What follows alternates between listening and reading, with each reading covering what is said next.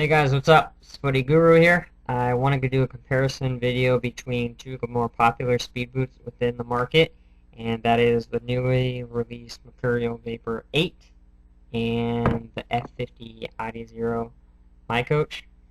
Basically, with these two boots, I wanted to break down in terms of the comfort, the dynamics, point of differences, how they differ, and how they are similar in terms of the weight and kind of the feel. So basically with this comparison, introducing the new Mercurial Vapor 8 that recently just released.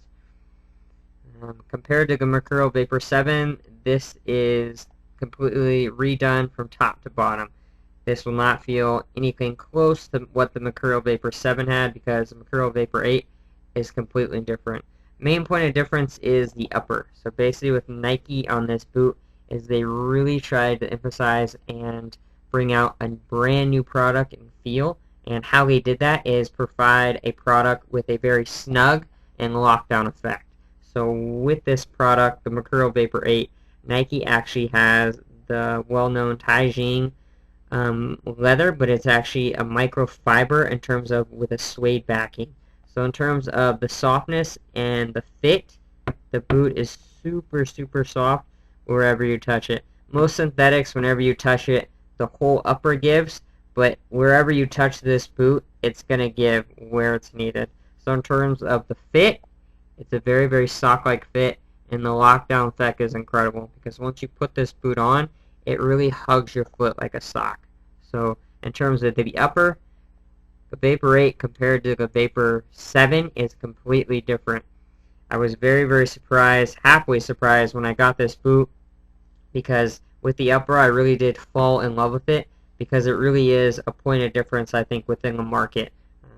Puma makes some microfiber boots and some synthetic boots, and as does F50, but with this synthetic upper, it's very unique, and it's probably one of the most form-fitting uppers I have seen in probably the last decade. It's super form-fitting, and I can't touch it enough because it's that crazy. It's that soft and form-fitting. Another thing Nike did with this boot is in terms of the overall dimensions and the sleekness of the boot is they really narrowed it down from the midfoot on. And so basically when I say narrowed it down is they made it very sleek. So even at the toe, the boot is very low profile, and with the low profile and the sleekness and the narrow cut, that's where you get the lockdown effect. So when you put this boot on, and I said in the review, if you haven't seen a video review on Footy Guru YouTube, it's a sock-like fit, and the lockdown effect is very incredible. The next thing that is different on the Mercurial Vapor 8 is the outsole. Basically, with the Mercurial Vapor 7, it was very rigid, and by rigid I mean firm. It didn't offer you a lot of leeway in terms of your movement, and it almost felt like you were running on bricks. However, with the Mercurial Vapor 8, what they did is they made it a little bit more narrow within the arch, but also they doubled up the chassis along the arch with two glass chassis, and in terms of the flex in the forefoot, they did one on the forefoot. So in terms of the flex and the torque you get from this boot, the boot bends right where you want it to bend, which is pretty unique. So with this boot, I didn't feel any pressure. It wasn't firm. It almost felt like I was wearing socks because my foot could move any way it wanted, and the torque I got off my first step was very springy, which is what you want in a speed boot. You don't want something that comes up slow, but you want a boot that gives you the torque to push off in your next step. So with the Mercurial Vapor 8, in terms of an athletic standpoint and a performance standpoint, I think Nike did an amazing job with this boot. Another thing I think Nike did, it might seem like a market gimmick, or they could have done it as a point of difference, but they actually did a single stud in the heel.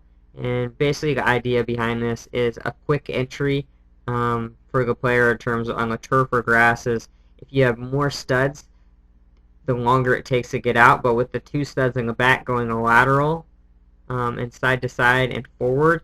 Basically with this you have a quick entry within the ground, but a quick release. So when you penetrate the ground from side to side, the boot gives very, very easy.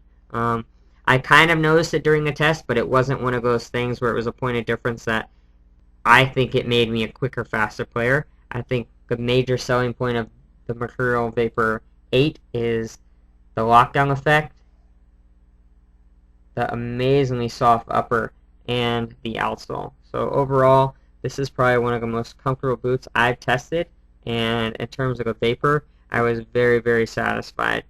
Because I think over time the Vapor has changed colors, but in terms of the fit and the dynamics of the boot, I think it was stalled. But with this release, Nike really did a good job, and I was very, very pleased.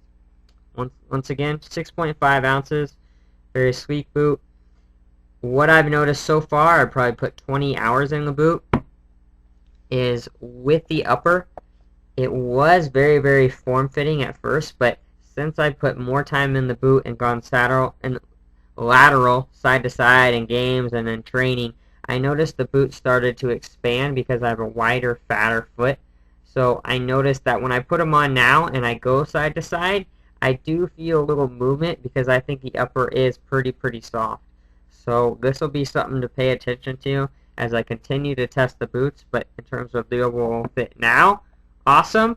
But I do notice the upper giving away a little bit, so which is interesting. Keep you updated on that. Its counterpart, and I'm sure you know it, many of you know it, is the F50 adizero by Adidas, coming in at around 6.2 ounces for the leather upper. I've never been a big fan of synthetics, so when I got this boot, from Adidas, I told them I wanted the leather just because with the leather, it's more form-fitting, and I think their synthetic is kind of outdated, and it's not form-fitting at all, especially compared to the Mercurial Vapor 8. So with this comparison, I wanted to do the leather upper. Major point starting off, as you can see, is the off-center lacing. So basically what the F50 is, with this lacing, I like to call it the athletic fit. A lot of the boot companies and other gurus call it asymmetrical lacing. So with the off-center lacing, with the F50, the boot really does hug your foot. A lot of people, once they go with the off-center lacing, they come to enjoy it because with the off-center lacing, you get a bigger striking surface, and if you have a medium to wide foot, wider foot, you can definitely do the adizero because with the off-center lacing, it gives you more room to play with in the forefoot, so which is one thing to think about. Compared to the Vapor, kind of a more narrow fit, so if you have a skinny to medium foot, you can do this, but if you have a little skinny to a wide foot, most of everybody can do the adizero. Another thing about the adizero is it's coming in at around 6.3 ounces, 6.4 ounces. I know I said that, but in terms of weight, these shoes are almost identical. In terms of another point of difference is the outsole. Basically, Adidas for the past 3 or 4 years has owned the lightweight silo and category because Nike really seemed to lack the evolution and being able to adapt to the speed race. I think for a while they were just going on colors rather than changing the dynamics of their boot and the innovation. So with this sprint frame, it's been around for a while now. A lot of people have come to like it, and a lot of people come to love it. One of the more comfortable boots on the market, both of these. One thing about the F50 is some people get stud pressure with this boot because it's kind of a hybrid between a bladed and the old school Chronicle. But with this, you kind of have a diamond shape, so some people do get stud pressure. I, however, did not get stud pressure. I thought the boot with these unique studs gave me a low profile, and to tell you the truth, with the more studs and kind of a wider fit, I think I got more surface area in terms of lateral movements, which I think helped. One thing I didn't like about the adizero, especially the leather, is I probably maybe have only put 20 hours in this boot, and after the first 5 hours, the boot already began to chip away, which is kind of a pet peeve of mine because if as a consumer, if I'm spending, 210 bucks, I want a boot that kind of looks pretty for a while, and I don't want it after a couple pairs of use to be chipping. So that is one negative about the adizero. Another thing about the adizero is the flex. So in terms of the flex, the boot does flex where you need it, similar to the Vapor. I thought they were very, very similar in terms of where the boot flexes and how much support you have. So both outsoles offer enough torque to push you into space. I did feel like the Mercurial Vapor VIII outsole is a little more torqueier. So basically, I think you get more torque out of it, and it's a little more springier. Basically, you get with the glass. I think compared to the Sprint frame, because it is one piece, you get a little torque, but I think you only get the torque right on the toes rather than on the Mercurial Vapor VIII. You really, really do get the whole performance of the boot, and you get the whole spring and torque from the midfoot all the way to the toes, which is pretty unique, especially if you're a speedster and you really like to feel like a sock-like fit. The Mercurial Vapor VIII might be for you. In terms of shooting, I've been asked this question a lot, both on YouTube and in person. A lot of people ask me what boot is going to be a better shooting, which boot is going to give you more power. To be honest with you, both of these are speed boots, so at 6 ounces, you're not going to generate a lot of power through this boot. Both of the boots are meant for quick lateral movement and speed to get you where you want to go fast. So in terms of power and make your shot a little harder, neither one of these is going to necessarily do it, but I'd say where the adizero has the advantage is the off-center lacing. So with the off-center lacing and the athletic fit, you get a bigger surface area, especially in the middle of your foot, because with the off-center lacing, it opens up the foot a little more, so you get more of a striking surface rather than the retro straight lacing. The boot is pretty narrow on the Mercurial Vapor VIII. So in terms of getting your foot all around the ball and having the most surface area to connect, I would say the adizero would be the best for shooting, but it is not necessarily going to give you a better or stronger shot. Like I said, both of these boots are meant for speed.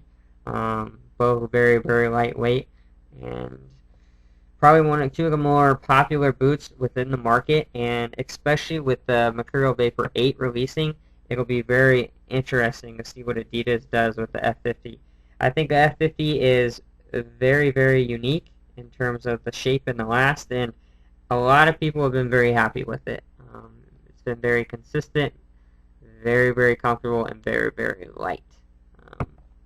Mercurial Vapor VIII, like I said, I was super impressed with the boot. I like what Nike has done with the boot, and I think in terms of evolution, I think it is a point of difference on the market right now because it's new, it's fresh, and with the F50, it's been around, but I think it might be time for a change with the F50.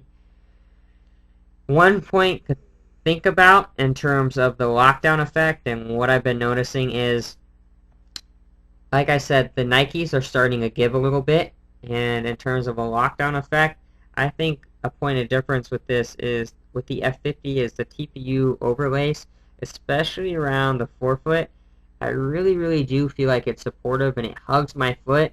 At first I did feel a little pinching, so you got to be careful with that, but in terms of support, the adizero does actually give you a very nice lockdown effect. In terms of a sock-like feel and almost wearing nothing, the Vapor VIII is amazing. Overall, just kind of want to introduce the boots, tell you guys some differences, some similarities, and my thoughts after testing both of these boots. Hope you enjoyed the review and kind of comparison. Let me know if you have any more comparisons you want me to do compared to the Mercurial Vapor VIII or the adizero compared to other boots on the market. Hope you enjoyed it, guys. Thanks again for watching. Hope you guys enjoy what I'm doing with the boots. They're my passion, and yeah, thanks for watching. See ya.